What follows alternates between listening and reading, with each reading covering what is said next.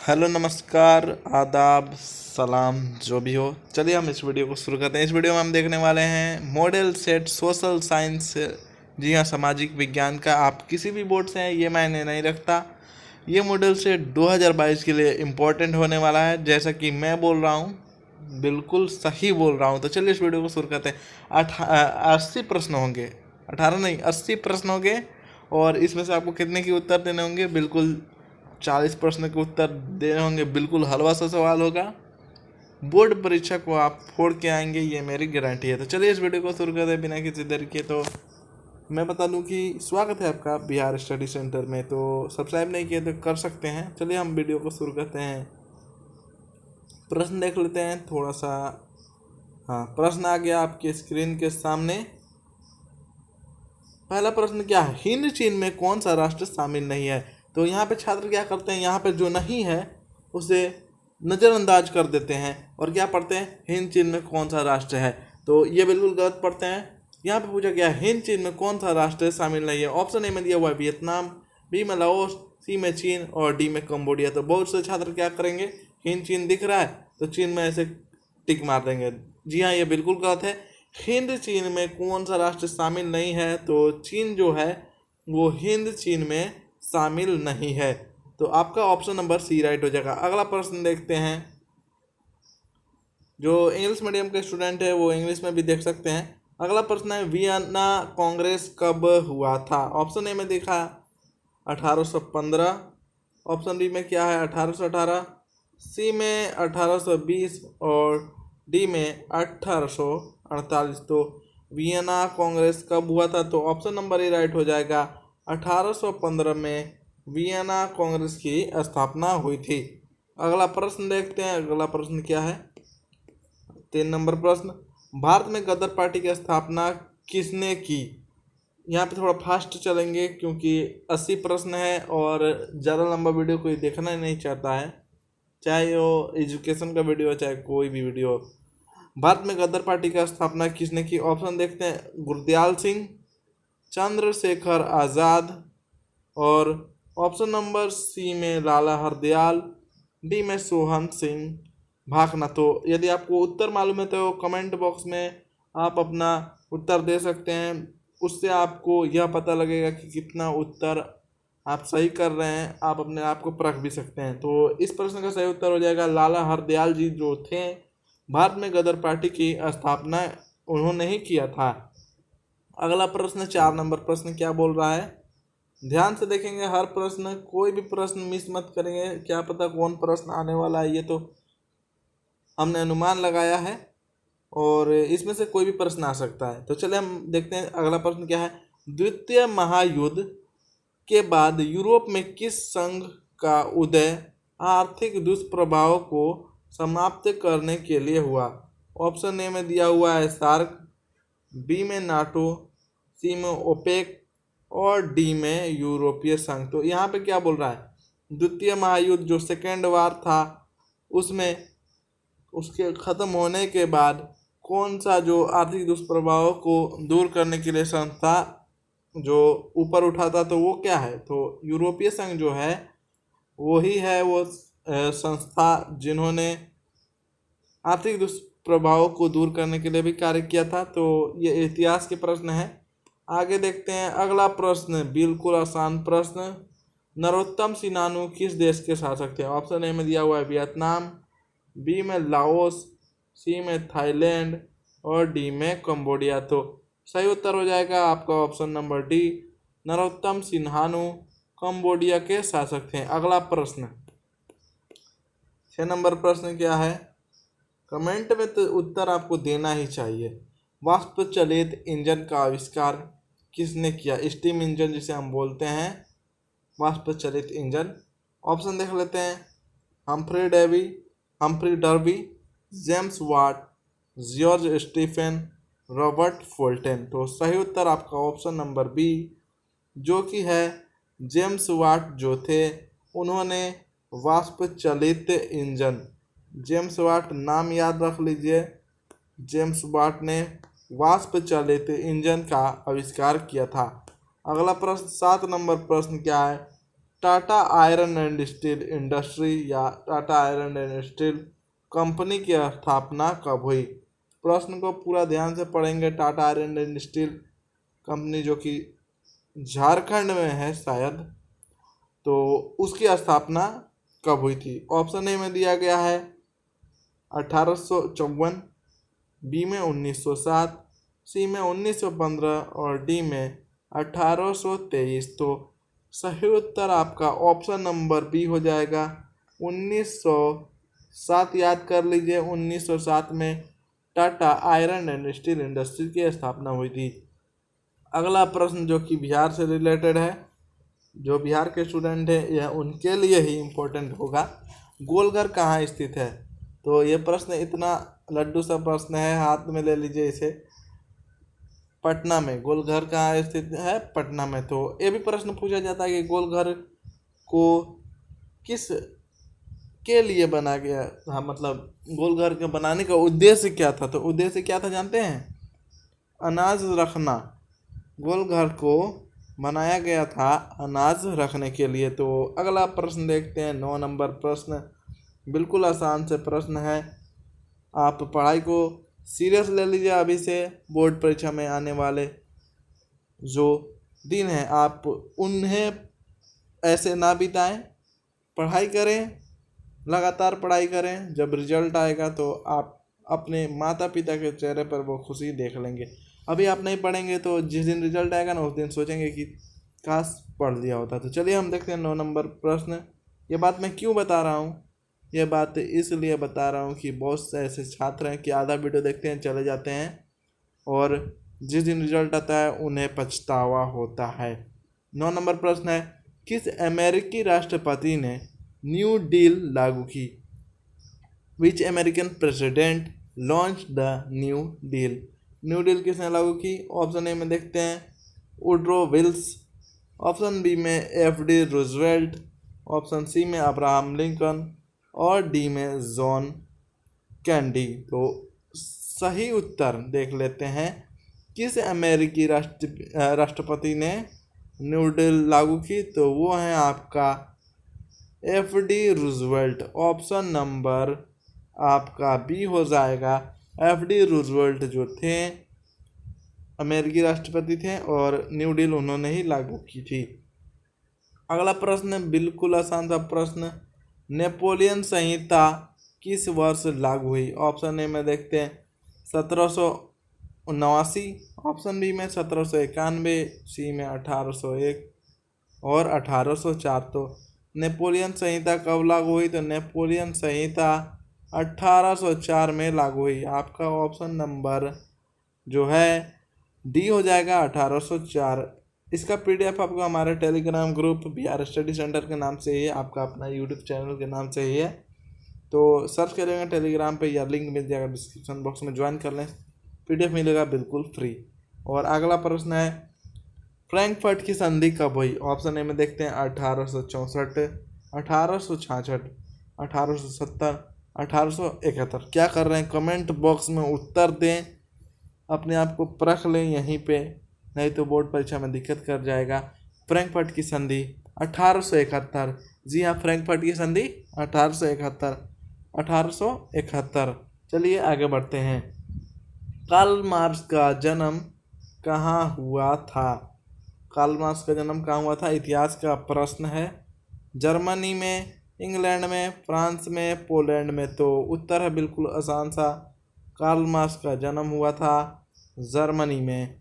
तो option number A right है। अगला प्रश्न देखते हैं, 1991 में निम्न में से कौन अस्तित्व में आया? ऑप्शन ए में देखते हैं WTO, ऑप्शन बी में गैट, ऑप्शन सी में नई आर्थिक नीति और डी में इनमें से कोई नहीं। तो 1991 में जो अस्तित्व में आया था वह है नई आर्थिक नीति। और नई आर्थिक नीति किसने लागू की थी? तो नई आर्थिक नीति लेनिन ने लागू की थी। और एक और प्रश्न पूछा जाता है कि WTO का फुल फॉर्म क्या है? तो वर्ल्ड ट्रेड ऑर्गेनाइजेशन, और हिंदी में विश्व व्यापार संगठन, और इसकी स्थापना 1995 में हुई थी। तो देख लें 1991 1995, कन्फ्यूज ना होए। अगला देखते हैं 14 नंबर प्रश्न, इन आर्थिक क्रियाओं में कौन सा प्राथमिक क्षेत्र से संबंधित नहीं है? ऑप्शन ए में मत्स्य पालन, बी में बैंकिंग, सी में खनन और डी में वन। प्रश्न क्या है, आर्थिक क्रियाओं में कौन प्राथमिक क्षेत्र से संबंधित नहीं? प्राथमिक क्षेत्र क्या होता है जानते हैं? प्राथमिक क्षेत्र होता है कृषि। हम कृषि को प्राथमिक क्षेत्र कहते हैं। और इनमें से जो मत्स्य पालन है ये भी कृषि में आता है, वन है ये भी कृषि में आता है, और खनन भी कृषि में आता है। तो बैंकिंग जो है आपका, बैंकिंग सेक्टर, वो है प्राथमिक क्षेत्र में से संबंधित नहीं है। तो ये तृतीय क्षेत्र से है। और ये देख लें 15 नंबर प्रश्न क्या बोल रहा है, जमशेदपुर, दुर्गापुर, भिलाई और सलेम किस उद्योग केंद्र हैं? किसके उद्योग केंद्र है? ऑप्शन ए में दिया हुआ है सीमेंट, क्या ये सीमेंट के उद्योग केंद्र हैं? चीनी के हैं, वस्त्र के हैं और आयरन एंड स्टील के हैं। तो जमशेदपुर, दुर्गापुर, भिलाई और सलेम, ये जो स्थान है वे जानते हैं किसके हैं? आयरन एंड स्टील इंडस्ट्री हैं। अगला देखते हैं, प्रति व्यक्ति आय से क्या आशय है? प्रति व्यक्ति आय से क्या आशय है? पर कैपिटा इनकम, संपूर्ण आय, औसत आय, संपूर्ण राष्ट्रीय आय और सामान्यता आय। तो प्रति व्यक्ति आय से यही आशय है कि प्रति व्यक्ति आय से, औसत आय से हम आशय रखते हैं। अगला प्रश्न, तो देखिए लोग, अगला प्रश्न क्या है, राष्ट्रीय विकास परिषद का गठन कब हुआ? नेशनल डेवलपमेंट काउंसिल का गठन कब हुआ? 1950, 1951, 1952, 1955। उत्तर दीजिए कमेंट बॉक्स में, ये हमने आपके लिए छोड़ दिया है। अगला प्रश्न, बांग्लादेश की मुद्रा है? ऑप्शन ए रुपया, डॉलर, क्रोना, टका। क्रोना मत मार दीजिएगा। उत्तर देखते हैं, सही उत्तर टाका। बांग्लादेश का मुद्रा है टाका। बांग्लादेश की राजधानी है ढाका। अगला प्रश्न है, राष्ट्रीय आय का क्या अर्थ है? नेशनल इनकम का क्या अर्थ है?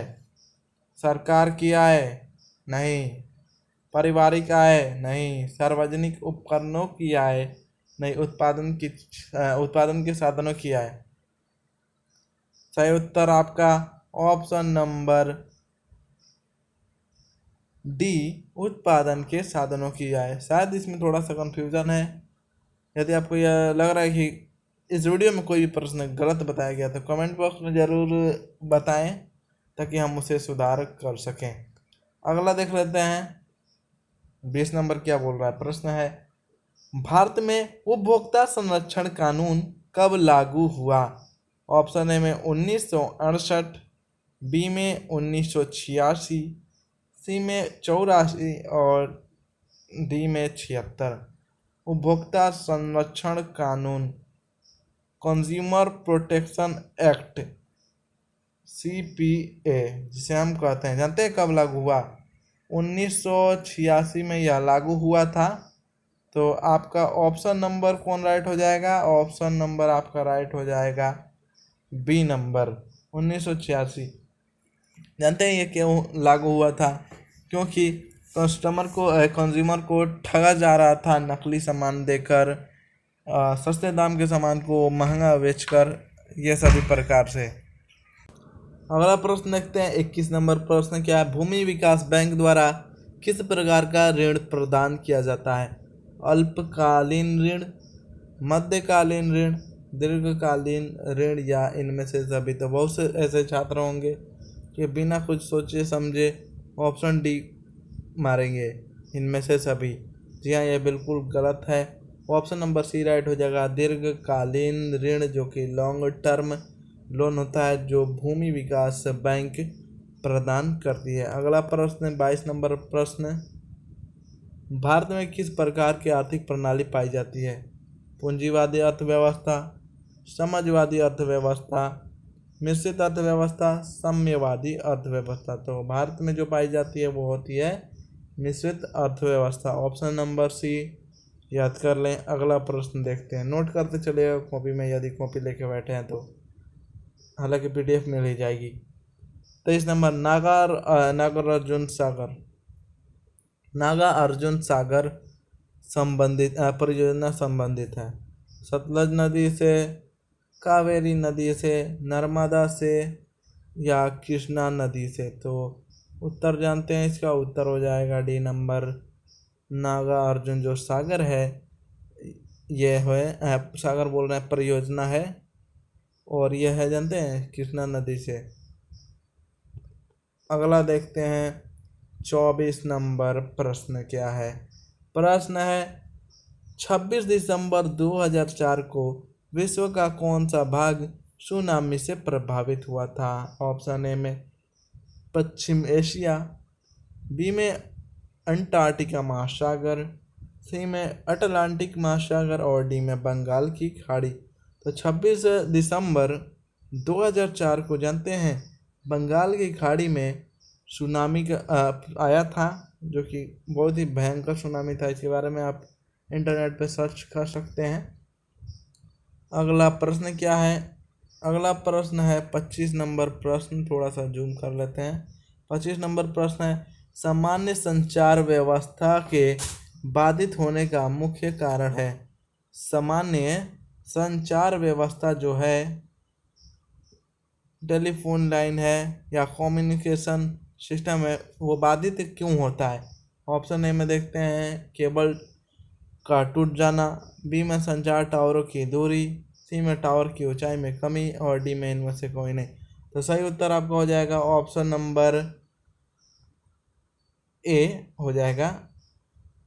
ऑप्शन नंबर ए, केबल का टूट जाना सामान्य संचार व्यवस्था को बाधित कर देता है, यही एक मुख्य कारण है जो कि सामान्य पूछा गया है।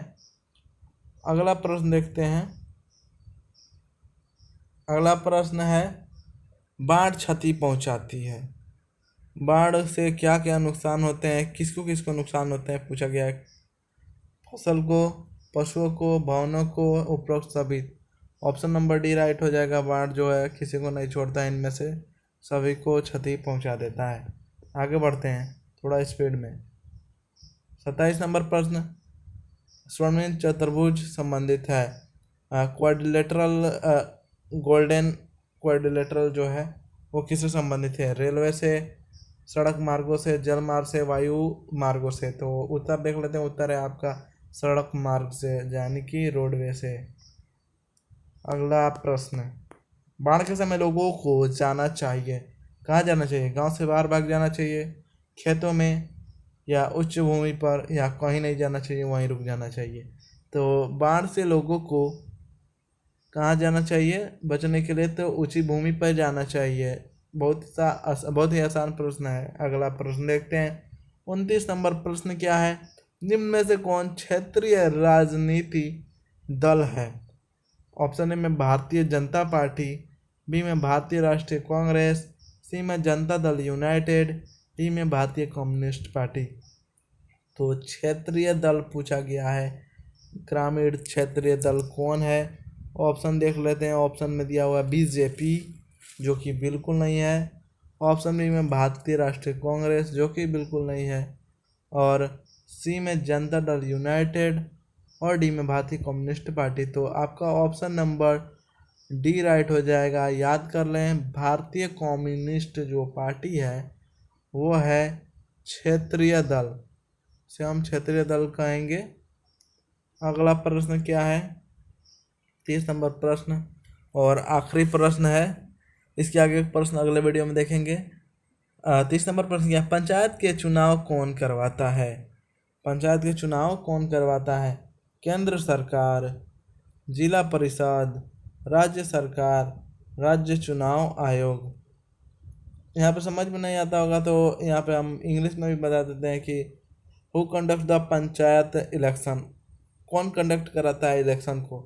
सेंट्रल गवर्नमेंट, जिला परिषद, स्टेट इलेक्शन कमीशन और स्टेट गवर्नमेंट। तो सही उत्तर बता दूं आपका, जो राज्य चुनाव आयोग है, स्टेट इलेक्शन कमीशन है, वही चुनाव को आयोजित कराता है। तो आशा करता हूँ ये वीडियो सही लगा होगा, अच्छा लगा होगा। लाइक सब्सक्राइब शेयर कर सकते हैं।